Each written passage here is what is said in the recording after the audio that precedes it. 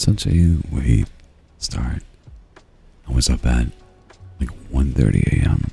this morning and stayed up until about 6 or 7. I was like, I'm just going to take a little nap. And it became a little bit more than just a little nap. But I'm awake. I had a big burger. Ooh. And we're here. Super Andy. Sup, how you doing, cuz? I don't know. Alex, Giovanni, Stella, and me. Let's have a sip of coffee or whatever drink you have around together. Our daily coffee. 1, 2, 3.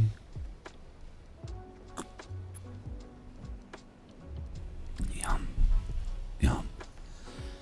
Unfortunately, it's the last cup from what I made from this morning, and it is a little cold. Not quite. There's like a hint, just a touch of warmness there. But anyway, I've got a random assortment of stories. Can't drink coffee now. Gotta drive people to the airport tomorrow morning. Yeah, that's why I was a little bit disappointed in myself for sleeping as long as I did. Thankfully not today, but tomorrow morning we have to wake up early and hit the road. I'm gonna be visiting my best bud. I'll be staying there for a while. I'll say this again at the end of the stream. But I think there's some sort of holiday happening in which Aggie gets an extra day off work, and she's taking one in addition for vacation. So we should be back on Wednesday. This is our last stream until Wednesday. But we will be back. And yeah.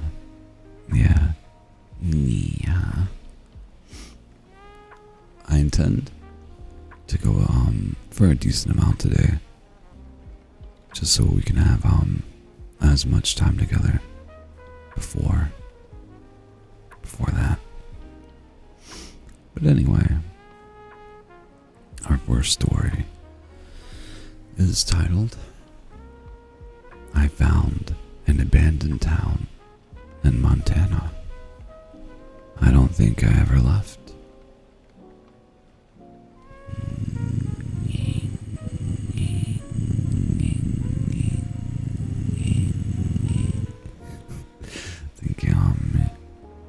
It's a rural mar. Hello. Yeah, hi. Thank you for the coffee. Let's have a sip together.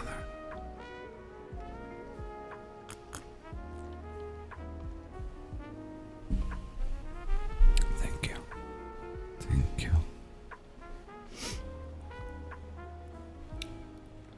Am I? I'm not bad. Obviously, getting a late start, but yeah, overall good. I can't complain. How about you? Alright. Let's see how long the story is. It seems it's fairly short. Okay. I don't even know if I should be posting this. I've been reading here for years, always telling myself the stories were just that. Stories. But last weekend, I drove into a place that wasn't supposed to be there, and I don't think I ever really left. If anyone's heard of Duskfield, please tell me. I've always been drawn to ruins, forgotten neighborhoods, rusted train depots, churches half swallowed by woods. Some people collect postcards. I collect places. That's how I found Duskfield. It started on a back road outside Helena, Montana. I'd been driving north when I noticed a dirt turnoff. A wooden sign stood at the mouth of it, leaning at an angle, letters almost erased by decades of rain and rot. Duskfield, 3 miles. The name meant nothing to me. I had never seen it on a map. But the road was clear enough, so I followed it. The first building I saw was a gas station. The roof had caved in and the pumps were stripped bare, like someone had torn their guts out. Though, through a broken window, I spotted a calendar still hanging behind the counter. May 1972. Past the station lay the town. 6 narrow streets, faded storefronts, houses with collapsed roofs, and porches sagging like broken jaws. A row of telephone poles leaned into the street, wires long since torn down. It was silent, not just empty. Silent. No birds, no wind, not even the sound of my own car engine seemed to carry weight. I parked beside the diner with a sun-bleached sign that read Hendry's. One of the later letters dangled on a screw, creaking whenever the breeze touched it. I grabbed my camera and stepped inside. The air was thick, sour with mold and rust. Actually, move my mic up a little bit.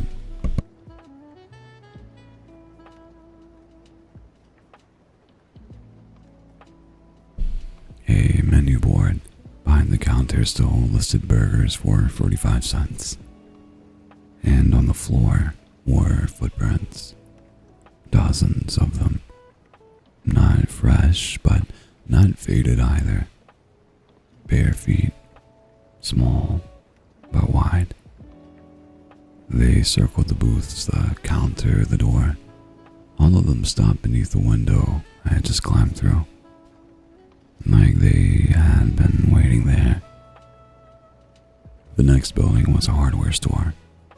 Tools rusted into place on their hooks. The register still held brittle green bills. But in the back room, every mirror was missing. Not broken, removed. Empty frames leaned against the wall, while the glass itself had been stacked in a neat circle on the floor, wide enough for someone to stand in. And that's when I noticed something outside.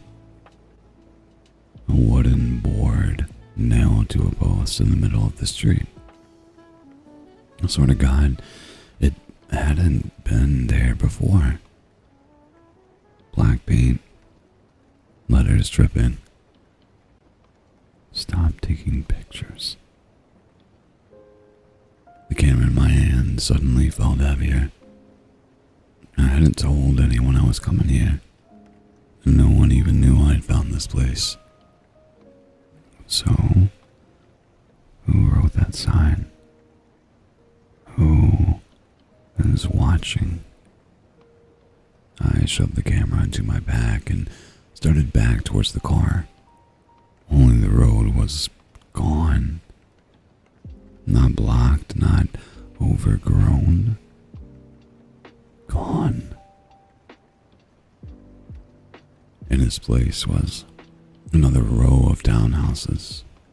Oh no, did I forget to? I think I forgot to. Yeah, whoopsies. There. I'm happy I remembered. I'm a little bit late. Does that sound a little bit better? Jesus. I'm happy you still find it cozy even with the mistake, Romar. And Miksu, what's up? How you doing today? How you doing?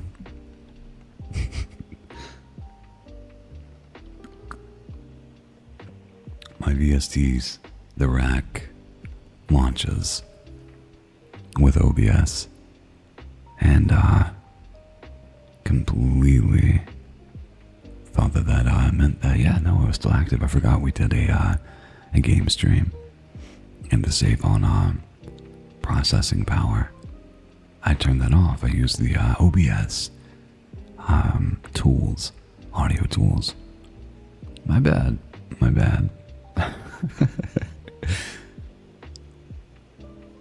Let's see, where are we at? You're doing good? No, I'm not bad.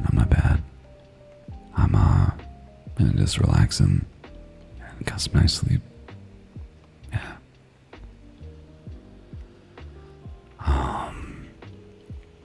And this place was another row of houses. Same peeling paint, same porches sagging into the dirt. I spun around. The diner wasn't there either. Instead, another gas station. Same as before. Calendar still set to May 1972. The pages fluttered once, though the air was still. I ran. Street after street, corner after corner, the layout shifted beneath me. Buildings repeated themselves, slightly wrong each time. Stores mirrored at angles they shouldn't have existed. The signs changed too. Don't look back. Keep walking. Stay until we're done. Each one painted the same dripping black strokes. I started to notice other things. Curtains pulled back an inch too far. Shapes pressed against upstairs windows, a rocking chair swaying on a porch with no wind to move it. None of it made a sound. Not even my own footsteps. I don't know how long I walked, my watch ticking forward then back. The phone battery jumped from 60% to dead to full again in seconds. That legitimately sounds like my phone. It's old. Finally, I stumbled into a wide square. At the center was a well, and beside it, a photograph. Old, black and white, the paper soft with age. 8 people stood in front of Hendry's diner, all of them smiling, all of them wearing my face. I dropped it. My hand shook as I picked it up again and flipped it over, scrawled in pencil. We told you to leave. Or not to leave, my bad. We told you not to leave. Eloise! My cheesy Eloise.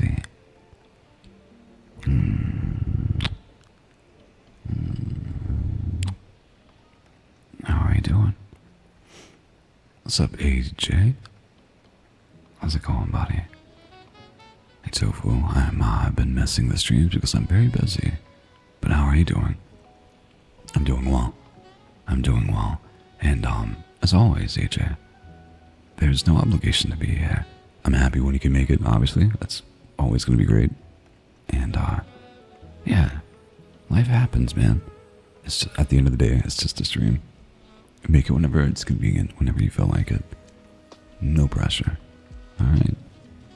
But I appreciate you, too. Thank you. I thought I heard a difference, but I didn't mind it. Yeah, do you think this sounds better? I like these tools. I need to hone them in. Just a little bit better, but yeah. The other one's my gaming sound whenever I need to save on the GPU. We were playing Monster Hunter Wilds yesterday and couldn't even have my Nova model out. I couldn't even have a PNG tutor out. Yeah, oof. Good doing stuff. For putting all the illustrations I forgot to post on socials. After the story, let me know if you or whenever you upload them. And I'll, not that it'll do much, but I'll retweet. Yeah, I'll quote them. Eloise is a top tier, wonderful artist and friend. Yeah. The sky above me darkened, though I hadn't seen the sun move. One by one, the streetlights flickered on. They hummed faintly, even though the power lines leading to the town had long since rotted away. And then I noticed something else. Inside the glass of every streetlight, pressed against it from within, were faces, hundreds of them, eyes too wide, mouths open, and silent screams, each one staring down at me. And when the first one blinked, I realized every single one had my eyes. I dropped the photograph, but before it hit the ground, there was another in my hand. Crisp. New. Color this time. Me standing in the square, holding a photograph, looking up at the lights. That's where I blacked out. When I woke up, I was sitting in my car on the highway shoulder, engine still running. The dusk filled, nowhere in sight. But in the passenger seat was the photograph. The color one. The timestamp on my phone hasn't moved since I picked it up. It still says 3:08 p.m. And every time I close my eyes, I see the lights turn on again. One by one. If anyone has been to Duskfeld, please tell me, because I don't think it wants me to leave. That was an alright short story. The tools had a nice effect. Thank you, coffee. Thank you. Yeah, I don't know why, but I really like the idea of reverb with everything. I don't know why. It's cool to me.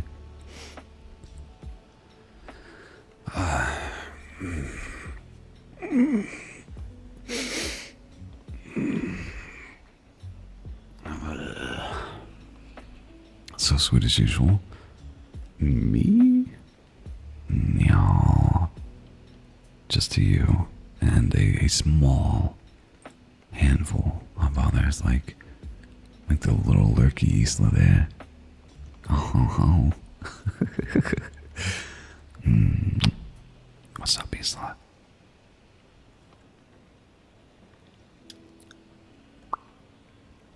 Get some more coffees.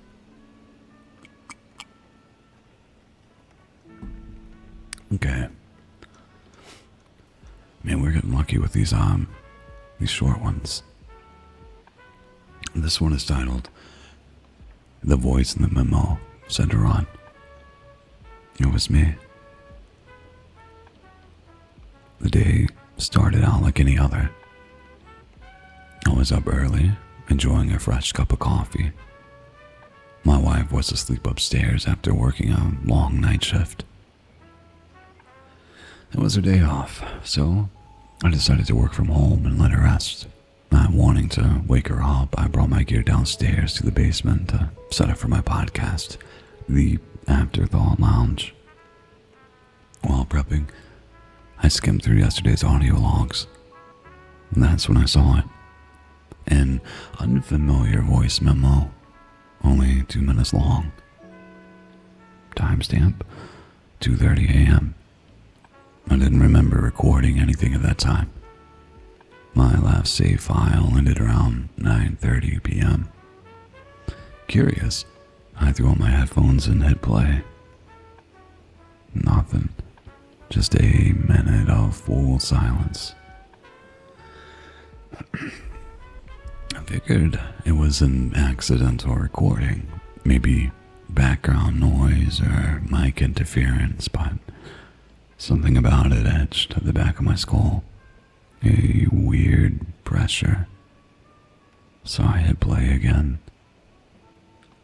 That's when I heard the voice. My voice. Faint, glitching under heavy static. It ran through my editing software, with noise reduction, volume boost, and replayed it. What I heard chilled me. Listen to me. The life you're living isn't real. You don't have a wife. You never did. You need to wake up before it's too late. She's coming. I don't even know why. I still call it a she. That thing wearing her skin. It's watching. Learning. It doesn't bleed. It doesn't blink.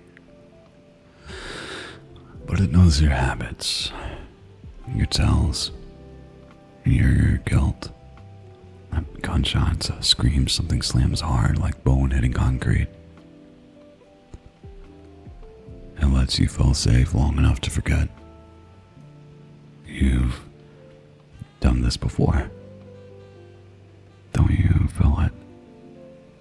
The patterns, the same words, the same coffee, the same lie. You think this is the first time we've had this conversation. You don't remember it because it wants you to forget. It feeds off the forgetting. Deeper static, heavy breathing. Whatever you do, don't go upstairs when it calls your name. Don't look at it. Don't answer. Don't believe its face. It's not real. Please, just get out. You can still escape. Don't let it touch you. Don't let it speak your name. It doesn't kill you. It keeps you. White gurgling, dragging sounds, one final voice, yours, screaming through tears. I think I loved it once. Or maybe it loved wearing her. A sharp metal snap, metal bending, something wet drags away. Then silence. Sticky. Heavy. As if blood soaked the tape itself. I ripped the headphones off. My heart was pounding. Was it a prank? Some messed up audio experiment I forgot I ran? And, oh God.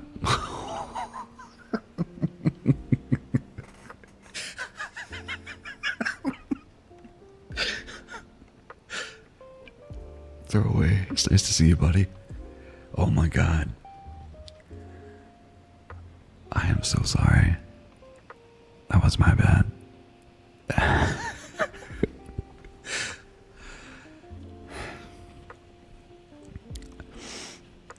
I ripped the headphones off. My heart was pounding. Was it a prank? Some messed up audio experiment I forgot I read? And then I heard my name from upstairs. Soft. Familiar. Too familiar. Hey, where'd you go? Then again, closer. Babe? I stood there frozen. My blood felt wrong in my veins. If that wasn't my wife, then what the hell was it? I turned towards the basement window. My hands fumble with the lock. I had to get out. I was about to open it when... There you are, silly. I was wondering where you were.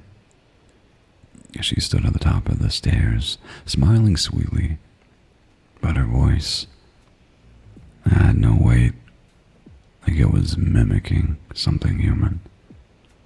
As she walked down slowly. "What are you doing by the window?" I forced a calm smile. "Just getting some air." I turned back to the glass, and that's when I saw it. Her reflection. It wasn't human. Distorted, twisted, a grotesque mockery of her face, like it was learning what people should look like and almost got it right. Then it fell. A hand gripped mine. Cold. Wrong. Let's not do that, okay? Her voice was right behind me. And then everything went dark. I woke up this morning. Coffee. Birds. Quiet. She's still asleep upstairs. And I'm just here, sipping coffee like nothing ever happened. But something did happen. I checked my laptop, the voice memo is gone, but I swear, I hear faint static in my headphones. And sometimes, just barely, I think I hear myself calling. What's up, boredom? How you doing, buddy?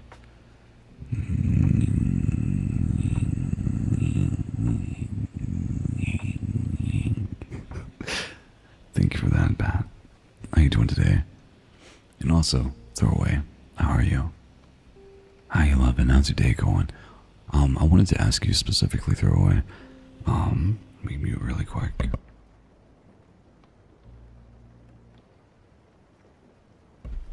I wanted to see, ask how much time you have today. Because there is a story that I saw. And I was like, yeah, this is a rule story. So, we're gonna read this for my boy.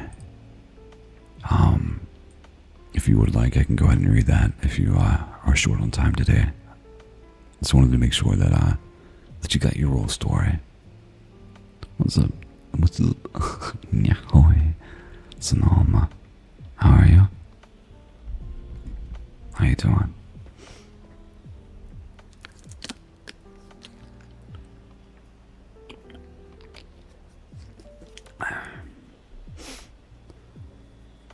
Let's see. Oh, what story? Throwaway here. Likes the rule stories. I'll be in class from 12 to 1. I imagine today is going to be a decent length. It doesn't seem to be too long, but I'll save it just in case. I'll bookmark it if you're not back, then we'll save it. I'll put it at the end of the queue. I'm good, ready to enjoy the weekend. Nice. You got any cool things set up? For me, we're gonna be visiting my best bud until we're heading back home Tuesday. So we'll be back streaming on Wednesday. So I wanted to kind of go, not like a crazy length today, but just something a decent amount. A respectable time, I guess. Yeah. But we have another story here titled "My Best Friend Disappeared After Boasting About the Skinned Man." I just got his final message. So I'm going to turn down the jazz a little bit. I'm going to go to a historical village in Hokkaido to see some 1800s Japanese buildings. That sounds interesting.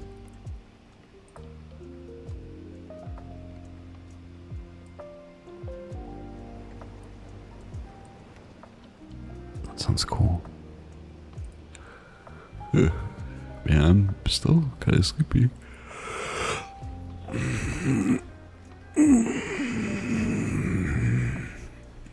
Okay. Story time. It's been 29 days. That's how long it's been since I last heard from Drew. He was my best friend. The kind of person who sent you weird Reddit links at 3 a.m. and dared you to look them up. The kind of person who always wanted to know more, especially about the things no one should. I think that's what killed him, or took him, or whatever happened in that rotted out town. He left me a voicemail, one I didn't get until it was too late.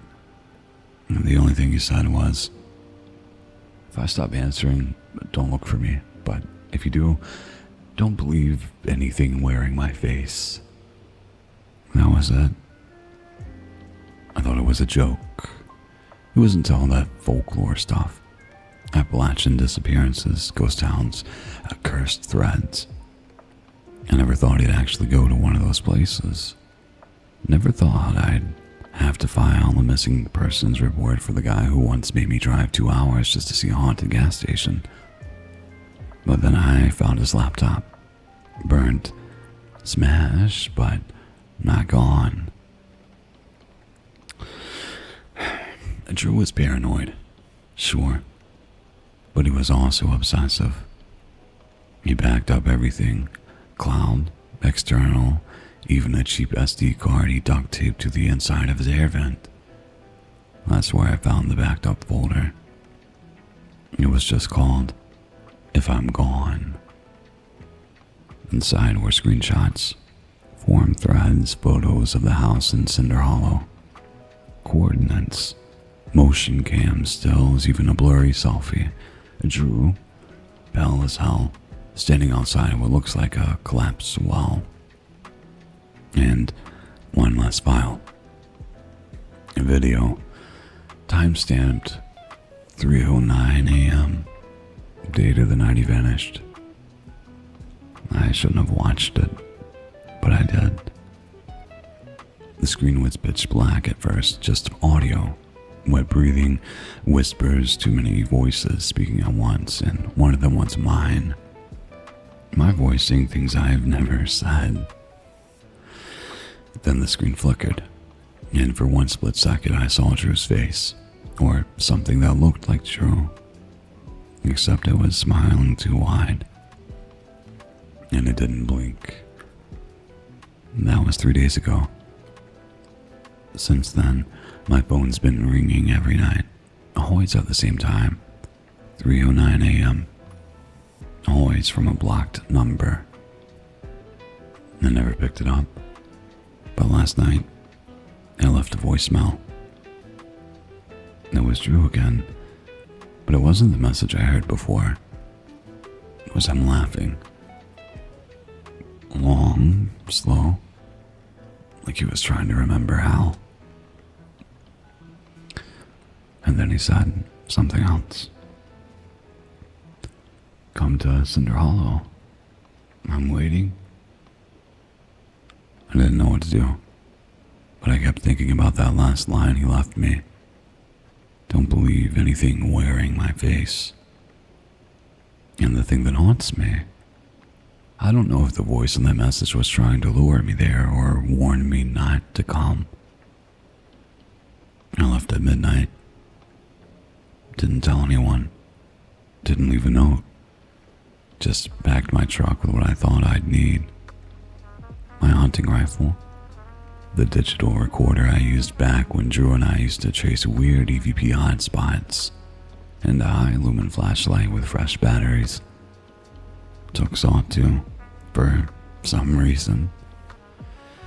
I didn't even know why. Maybe it made me feel like I had some kind of control.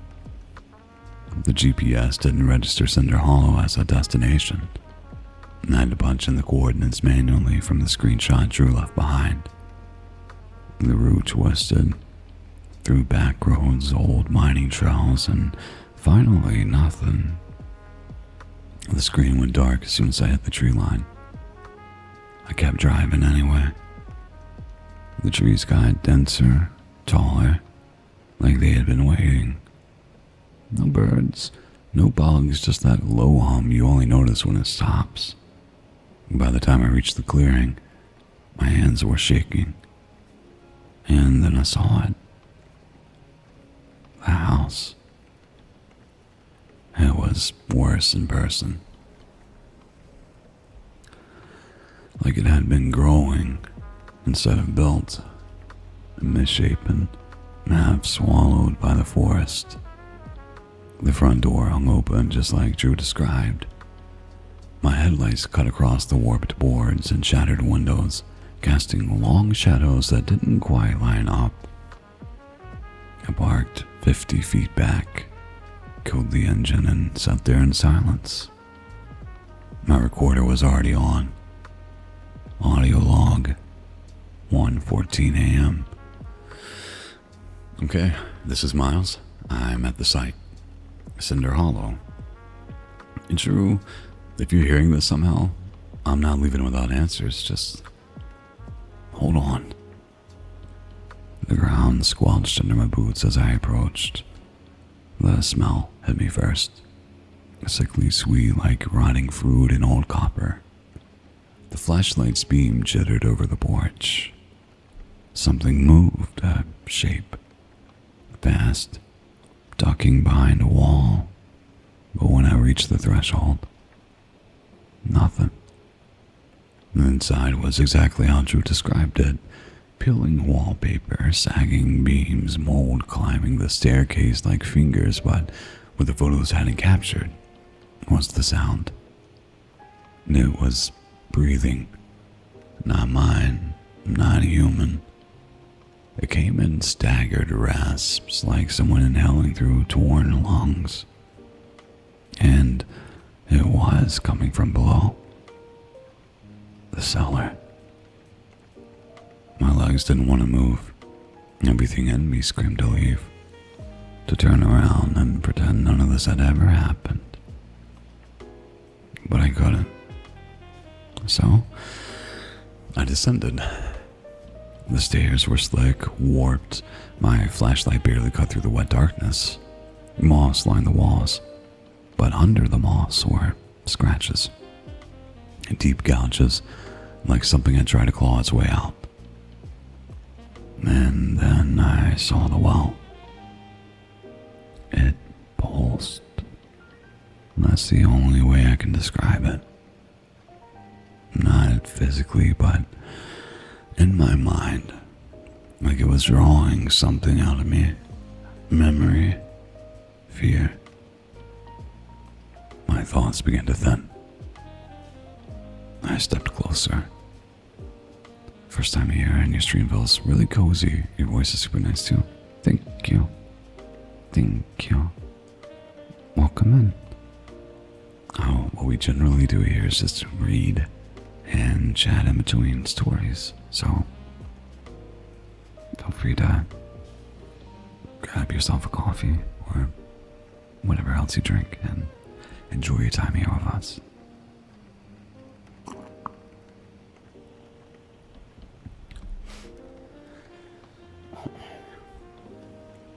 Audio log, 1:29 a.m.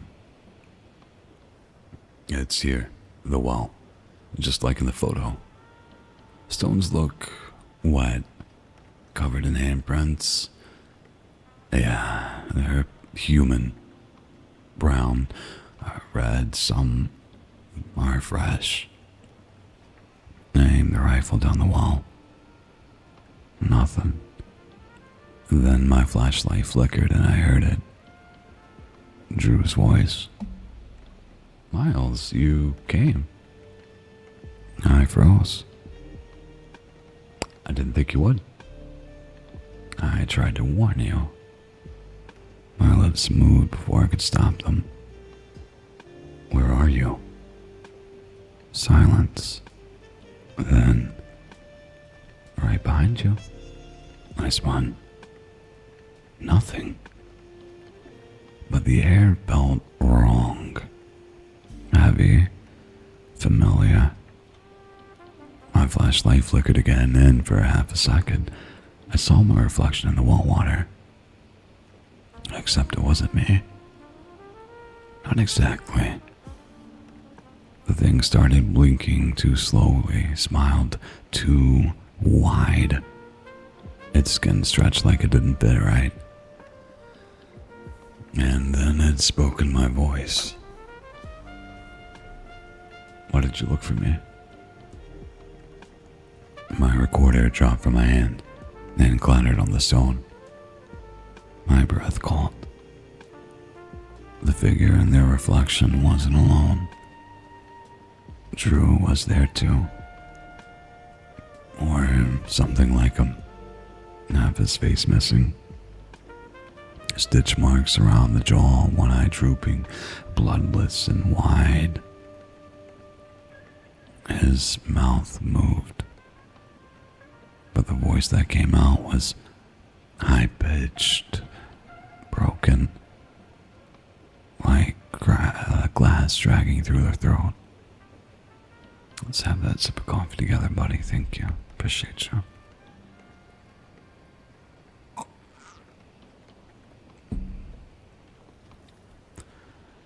You weren't supposed to come. Suddenly, the cellar door above me slammed shut. The flashlight died. I raised the rifle, ready to fire, but I couldn't see it. I couldn't move. The air pressed against my chest, suffocating and wet. Then the voices started again. All of them. Hundreds. Some I recognized, some I didn't. Some were me. All whispering the same thing. Even if it's not as long. Hey, that's fine, buddy. I'm happy to see you here. Alright? You got life to live, you got things to do. That's the same with everyone. Even me. So don't worry about it. You go do what you gotta do. And if I'm still alive, by the time you get back, I'll see ya. And if not, I'll see you Wednesday. Be safe and enjoy your day, buddy. Now I'm gonna yawn.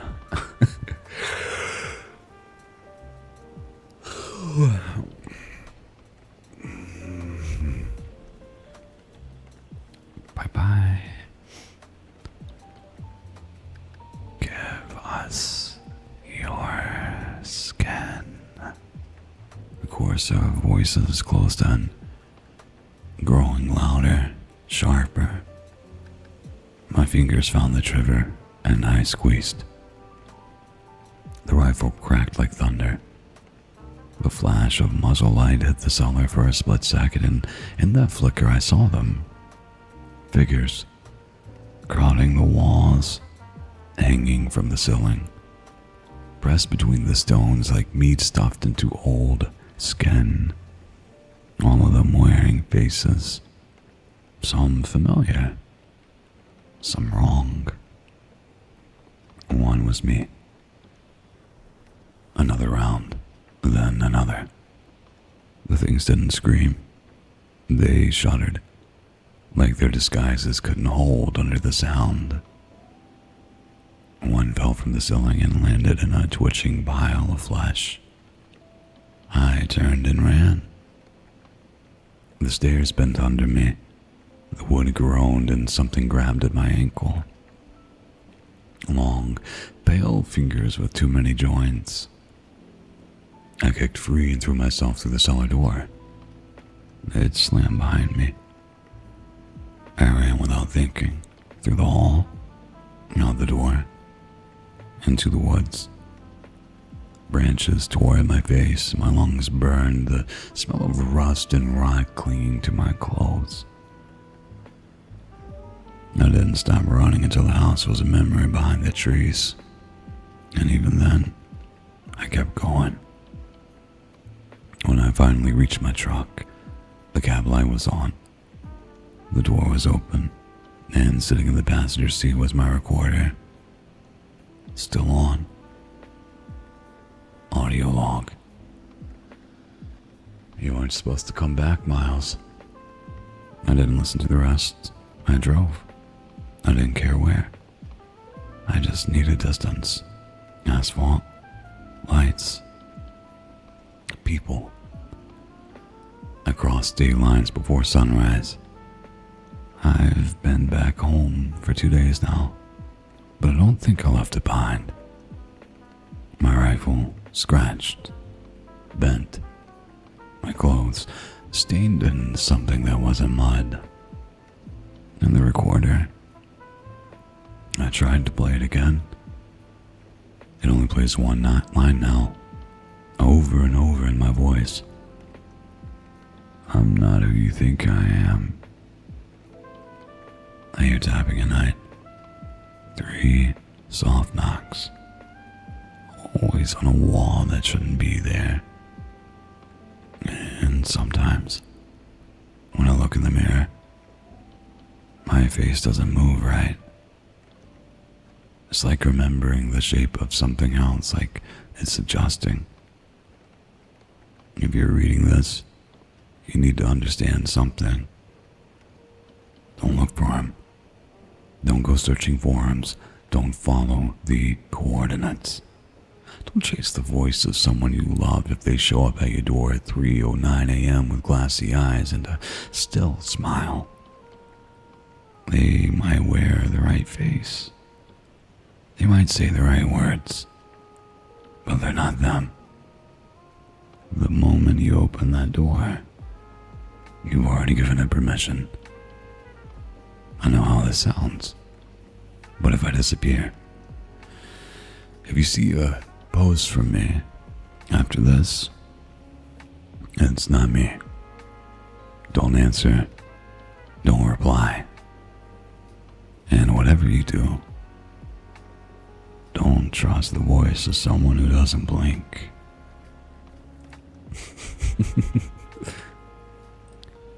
It's a spoopy. Oh.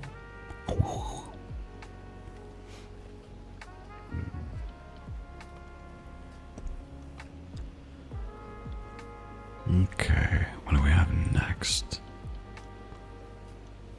This one is titled, I Should Have Made the Movie. Bum bum. Bum bum. I didn't need the money. Too many films are made as a paycheck, a means to pay the rent, but the rent in most of these cases is actually the construction cost on a new pool. But I could live comfortably off the residuals from my first film for the rest of my life. I get script submissions daily, not as many as I used to, or as of high quality. I guess that's what happens when your first film is a critical and commercial success. I went from filming nights and weekends to sitting next to Anne Hathaway at the Oscars. She's a sweet woman, faint scent of lavender. My later films haven't achieved the same acclaim. There's still a decent audience, but my name gets mentioned less and less. I went from groundbreaking artist and toast of all the town to a barely mentioned byline. So when the package arrived on my doorway, it piqued my curiosity. I didn't even know it was a script.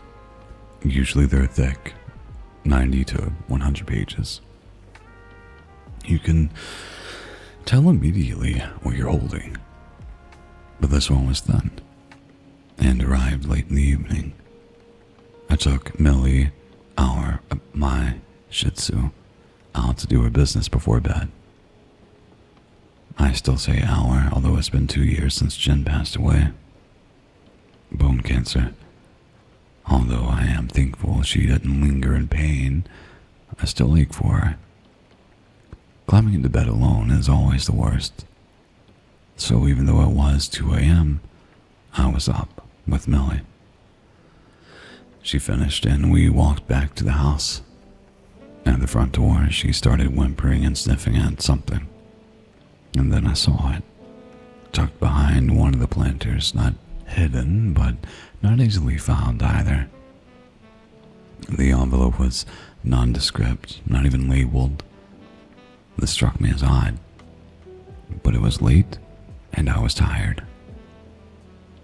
When we went upstairs, I set it on the nightstand, brushed my teeth, washed my face, and stared into the mirror, barely recognizing my own reflection. Sitting in bed, I reached over to turn off the lamps and knocked it on the floor. Picking it up before I even knew I had opened it. A short script, maybe 10 pages in total, fell out. This piqued my curiosity, because no one sends out short film scripts. No one. There's no money in shorts, no business. I decided to read the first page, and it was unlike anything I had ever read. No character, no actions, just images. Yet it drew me in. I felt something within me stir to life, a long dormant hunger. A creative impulse, something I hadn't felt since writing my first film. I saw each scene in my head. It was vivid, like a waking dream, somehow even more real than reality. My dreams that night were feverish, the whole film playing over and over on repeat, growing in intensity. When I awoke the next morning, it was even more intense. I had work to do, but all I could think about was the film. Every time I tried to refocus, it would fill my consciousness. Pressure building up. So I got my iPhone out, filmed each scene, just as it was in my head.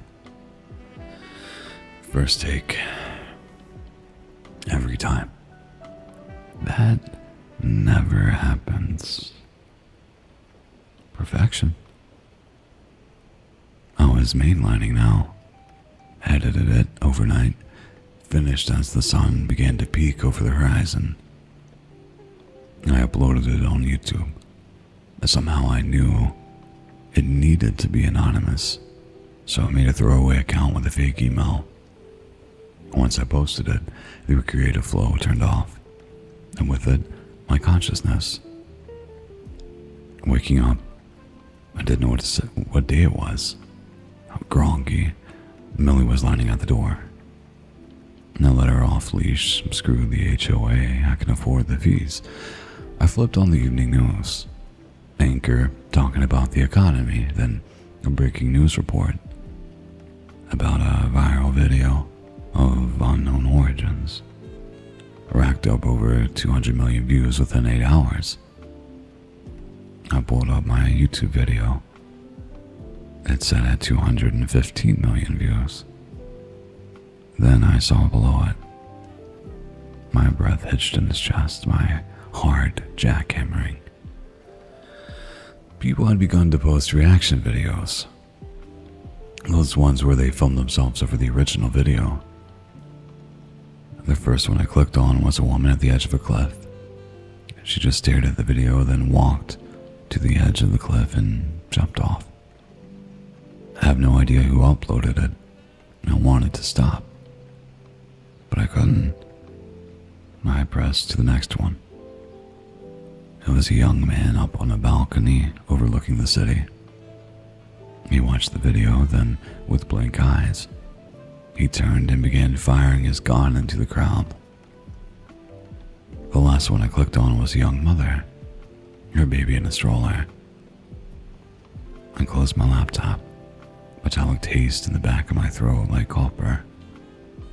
I didn't want to know what happened to that baby. At the door, Millie's wanting to get in, but that's not all. The tone of her whine. I don't know how I know, but I do know.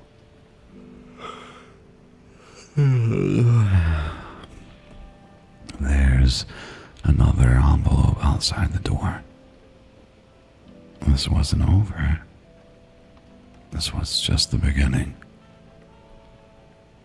I know I shouldn't open it, but that feeling, how alive you feel when the muse sings to you, I hadn't felt that alive in a long time. Creativity is like a drug. When you hit that open vein, there's nothing like it. And when that vein closes, it gnaws at you like hunger. I really shouldn't open it. Jen used to say our appetites would be the seeds of our destruction. I'd laugh at her, but I'm not laughing now. I am hungry though. So very hungry. Okay, that was an interesting one. That was pretty cool.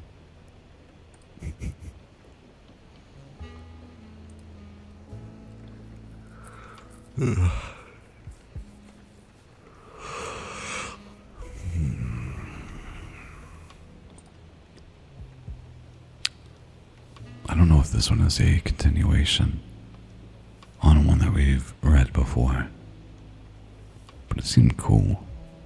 The title is Something is Mimicking Life at My Apartment Complex, and it's learning fast. Bum, bum. I've lived at the Riverbend Apartments for 8 months now. It's a quiet complex in the suburbs. 3 buildings arranged around the central courtyard, maybe 60 units total. The kind of place where you recognize your neighbor's car and know which residents could care less about leaving their lights on at night. I picked it specifically because it felt safe and predictable after living downtown for years. The safe feeling, however, became fleeting. I should have known something was wrong when Lori from Building 2 started complaining about the skunk. Nyahoy, nyahoy, welcome in. We just started a new story. Joined it at the perfect time. It began in late October. Every few nights she'd post in the Riverbend apartment group, that group chat about a rabid skunk getting into the dumpsters behind Building 2. According to her, it was unusually aggressive, knocking over trash cans and making awful noises around 2 a.m. She had taken to keeping her elderly cat indoors, worried about a confrontation. I didn't think much of it initially. Urban wildlife getting bolder isn't uncommon, especially as winter approaches and food becomes scarce. But Lori's descriptions were oddly specific for someone viewing a skunk from her second-floor window in the dark. "It doesn't move right," she wrote in one message, "and it's way too big. Skunks aren't that big, are they?" A few other residents chimed in with their own sightings. Always around the same time. Always near the dumpsters. Always described as acting strange or too bold. Management promised to contact animal control, but I doubt they ever did. Property managers aren't known for their swift action on tinted complaints. The skunk sightings continued for about 2 weeks before the report shifted. In mid-November, the complaints changed to a stray cat. Same general area, same time frame, but now residents were describing a large dark cat that hung around the parking lot of Building 3 and 1. Unlike the skunk, the cat seemed curious about people rather than avoiding them. More sightings came through residents taking to the group chat. "It follows me in my car," Kevin from Building 1 added. "It just sits there while I load groceries. It doesn't run when I get close, doesn't make any sounds. Kinda creepy, honestly." Sarah from Building 1 mentioned seeing it on her balcony one morning, though she lived on the 3rd floor and there was no way for a cat to climb up there. When she went to shoo it away, She found nothing.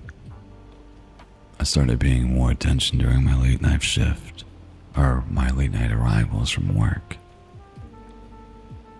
I'm a nurse at the county hospital, often pulling 12-hour shifts that end a while after midnight.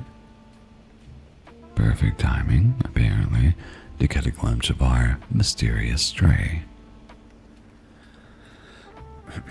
I saw it for the first time on a Tuesday night in late November. I was walking from my car to the entrance of Building 2 when movement caught my eye near the dumpsters. A dark shape, about the right size for a large cat, picking through scattered trash. But something about this movement struck me as wrong, just like Lori had said about the skunk. Cats move with fluid grace, even when they're being cautious. This thing moved in sharp, deliberate jerks, head snapping from side to side, body freezing in unnatural positions before suddenly darting to a new location. When I took a step closer to get a better look, it turned towards me. Even in the dim light from the parking lot lamps, I could see that its proportions were off. The head too large, the body too long, the legs positioned strangely beneath it, and its eyes reflected the light in a way that seemed too bright, too intense for a normal cat. "What's up, Sorbs? How you doing? How you living? How you been?" I hurried inside and didn't think about it again until the next wave of complaints started. By December, the stray cat, the sightings had evolved into something else entirely. Residents began reporting a person in the complex at odd hours. Someone who didn't seem to belong into any of the units. "There was a man standing by the mailboxes at 3 a.m., wrote Tom from Building 3. "Just standing there, not moving. When I turned on my porch light to get a better look, he was gone." Emma from Building 1 saw someone on the stairwell next to the third floor, though she swore the figure had been crouched down like they were hiding. When she called out to ask if they needed help, the person moved wrong and disappeared around the corner too quickly. The depictions were maddeningly vague but consistently unsettling. A person who stood too still, moved too fast, or appeared in places they shouldn't be able to reach. Always glimpsed briefly, always gone before anyone could get a clear look.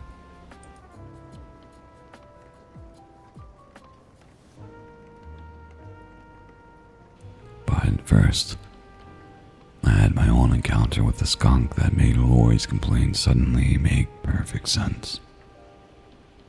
It was a Thursday night in early November. I was taking out my trash around 1 p.m. when I saw it near the dumpsters. A dark, stocky shape about the size of a large skunk. My first instinct was to back away slowly and give it space. Everyone knows you don't corner a skunk. But this one didn't behave like any skunk I had ever encountered. Instead of waddling away or raising its tail in warning, it simply sat there and stared at me. Not the quick, nervous glances of a wild animal assessing a threat.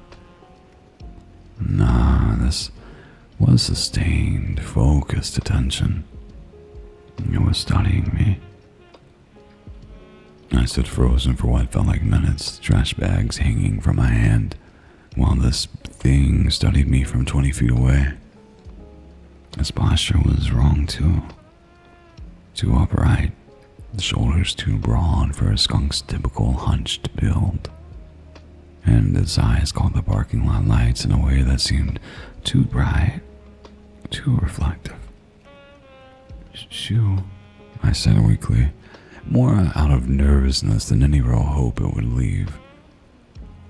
The thing tilted its head at the sound of my voice, and not the quick, alert movement of an animal responding to noise, but a slow, deliberate motion like it was understanding my words. Then, without any hurry or apparent concern for my presence, it turned and walked away with a gait that looked more like a person crawling on all fours than a tiny, small mammal. I stood there long after it disappeared, my skin crawling with the uncertainty of what I had encountered was not what it appeared to be. The human sighting started a few weeks after that, and I had my own encounter on a Friday night in mid-December. I was coming home from a particularly exhausting shift, keys in hand as I approached the entrance to Building 2. As I reached for the door handle, I noticed someone standing at the far end of the covered hallway. At first, it looked like a normal person, average height, wearing what appeared to be dark clothing.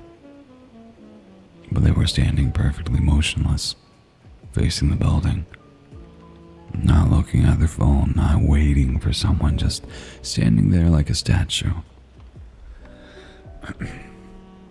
I paused, keys halfway to the lock, and really looked at the figure. The proportions seemed off in a way that I couldn't immediately identify. The arms hung slightly too long at the sides. The head was tilted at an angle that seemed to strain the limits of a normal neck. And despite the cold December night, I couldn't see any breath misting in the air around them. What the hell? I muttered to myself. It had heard that. What happened next will haunt me forever.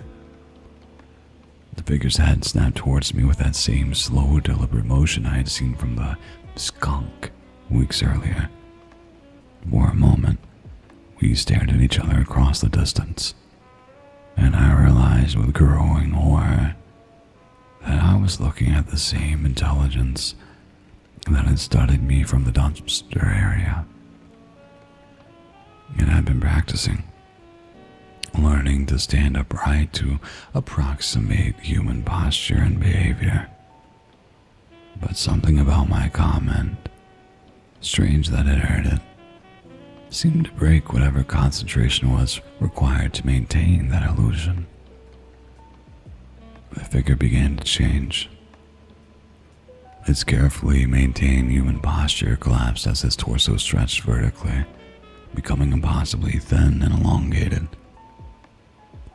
The arms that had hung too long at its sides revealed their true length as they extended even further, joints bending in ways human arms never should.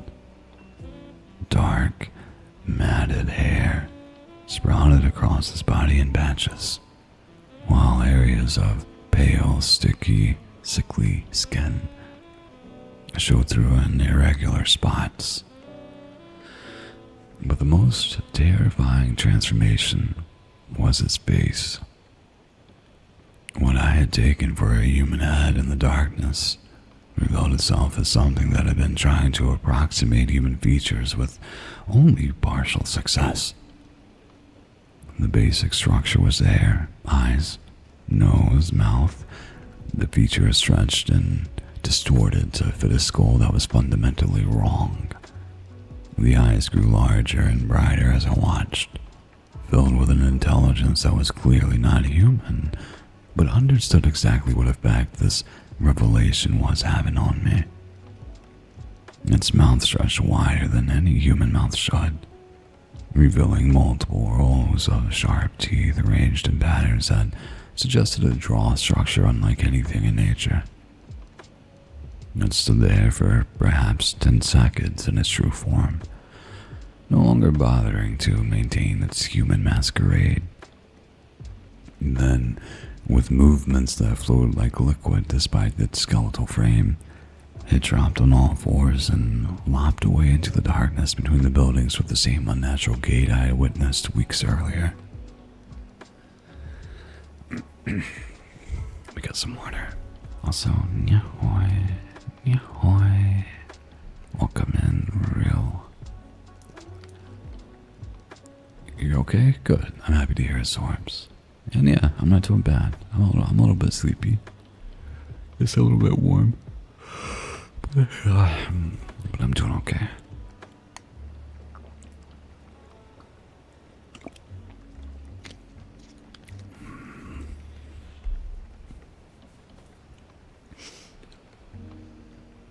That night, I barely slept. Every small sound from the hallway made me freeze, listening for footsteps that never came. By morning, I'd almost convinced myself I'd been imagining things. Exhaustion and stress creating terrors where none should exist. What's up, Sal? How you doing? But I couldn't forget those eyes. The way they had watched me with such focused intelligence during both encounters. But the sightings continued, and other residents began reporting their own encounters. The person was spotted on balconies that should have been impossible to reach, standing motionless in the courtyard at 4 a.m., or moving through the parking lot with that same unnatural gait I'd witnessed. Last week, Lori had her own terrifying encounter that confirmed my worst fears. She was returning from her evening walk when she noticed someone standing by the mailboxes. At first, she thought it was another resident checking their mail late, but something about the figure's posture made her pause.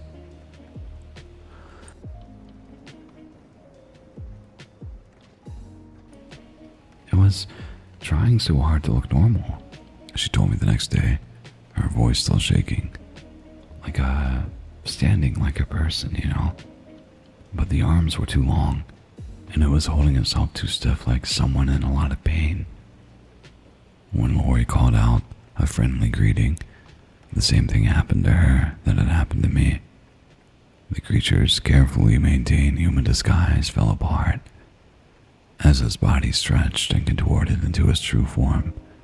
The emaciated werewolf-like thing with a partially human face and rows of sharp teeth.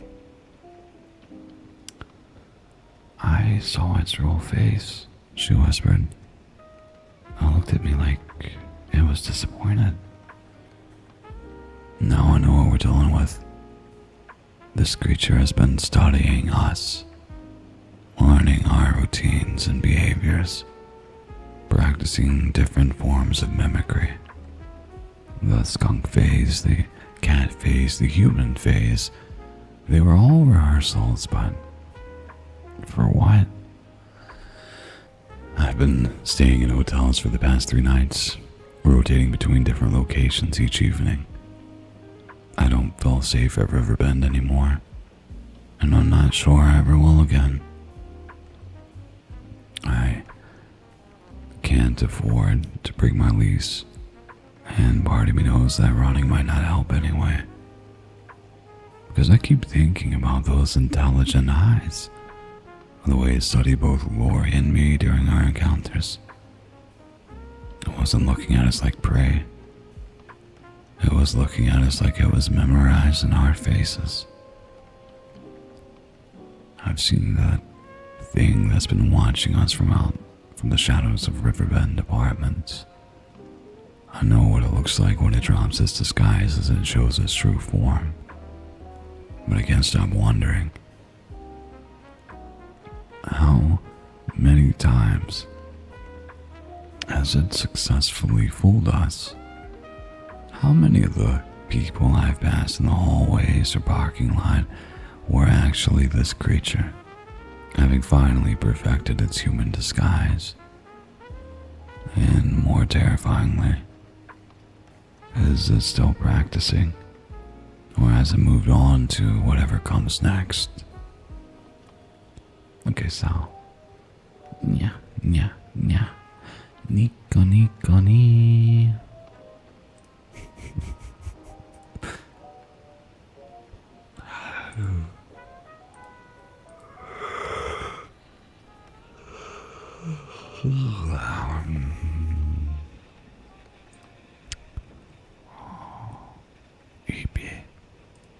Ep. I want a nap.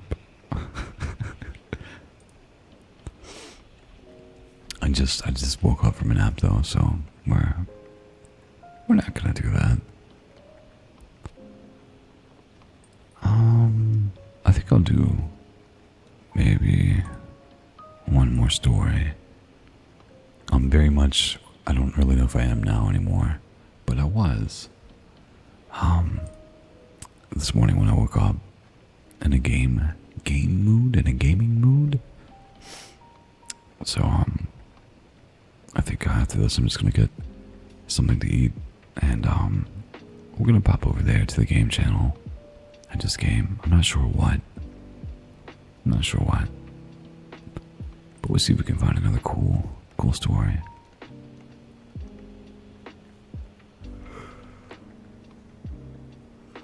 Ooh.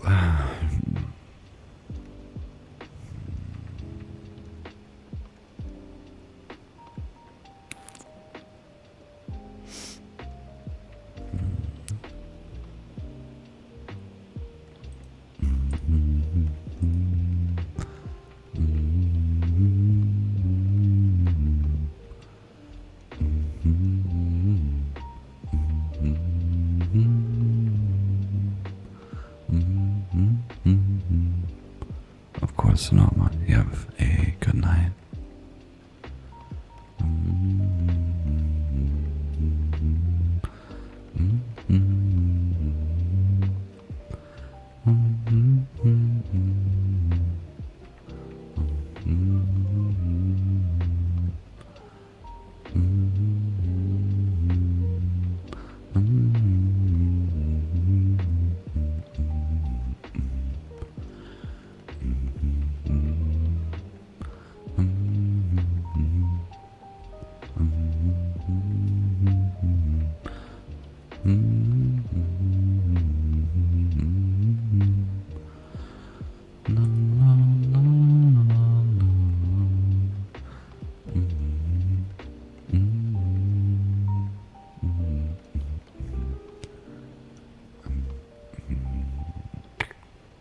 Let's see how long this one is.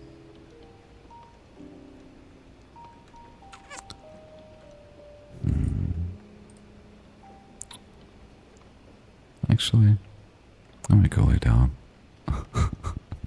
I think the gentle rain sound and the lo-fi jazz is a little bit too effective, and also the humidity and stuffiness of the room makes it a little weird to breathe. But yeah, thank you guys very much for hanging out today, and I will see you on Wednesday. We'll be back Wednesday.